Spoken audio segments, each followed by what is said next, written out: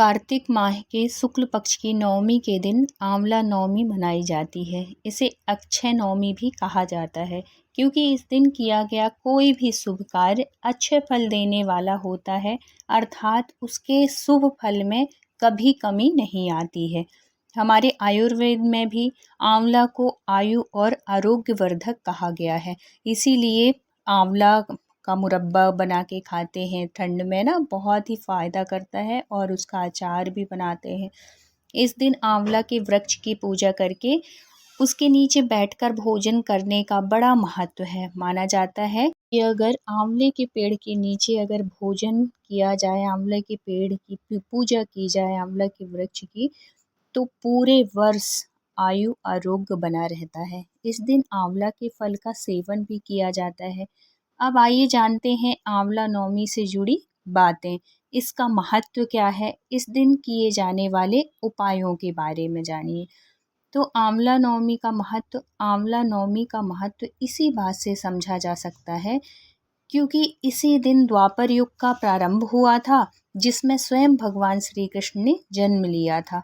आंवला नवमी के दिन ही भगवान श्री कृष्ण ने वृंदावन गोकुल की गलियां छोड़कर मथुरा प्रस्थान किया था।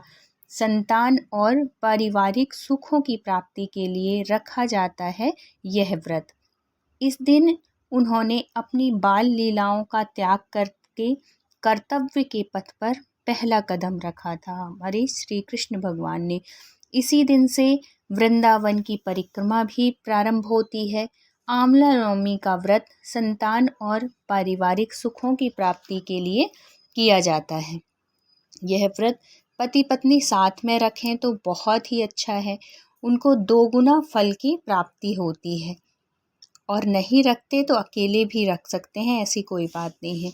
आंवला नवमी के दिन स्नान आदि करके किसी आंवला वृक्ष के समीप जाएं, उसके आसपास साफ सफाई करके आंवला वृक्ष की जड़ों में शुद्ध जल दूध अर्पित करें। फिर उसकी जड़ में कच्चा दूध जरूर डालें। पूजन सामग्रियों से वृक्ष की पूजा करें और उसका जो तना है उससे कच्चा सूत, जो मौली होती है ना, उसकी 8 परिक्रमा करते हुए लपेटें। कुछ जगह 108 परिक्रमा भी की जाती है और कहीं कहीं 9 परिक्रमा का भी नियम है, लोग करते हैं। तो जैसा आपके यहाँ कुल रीति हो वैसे करिए।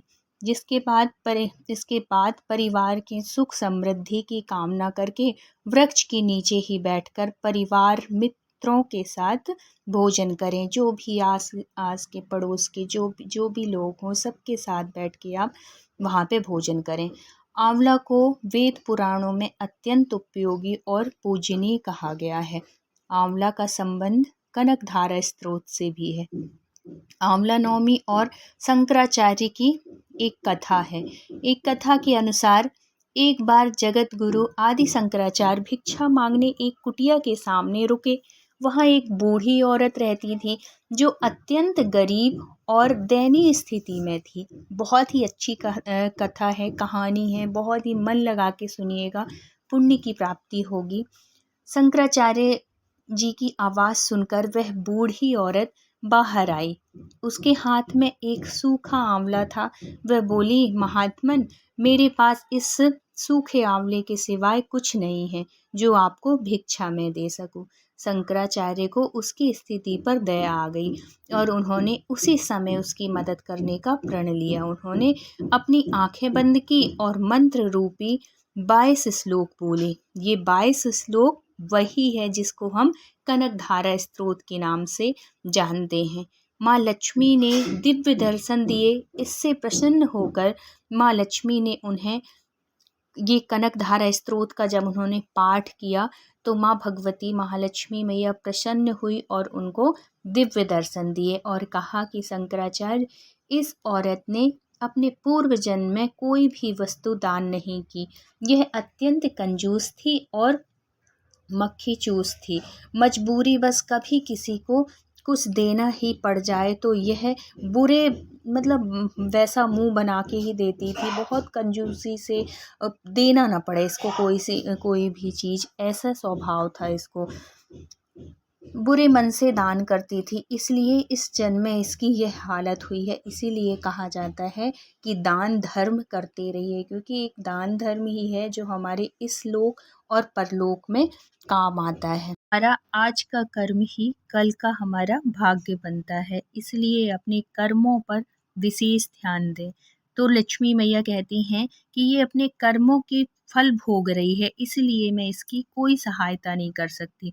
तब शंकराचार्य ने देवी महालक्ष्मी मैया से बात सुनकर उन्होंने कहा, हे महालक्ष्मी, इसने पूर्व जन्म में अवश्य दान धर्म नहीं किया है, लेकिन इस जन्म में इसने पूर्ण श्रद्धा से मुझे यह सूखा आंवला भेंट किया है।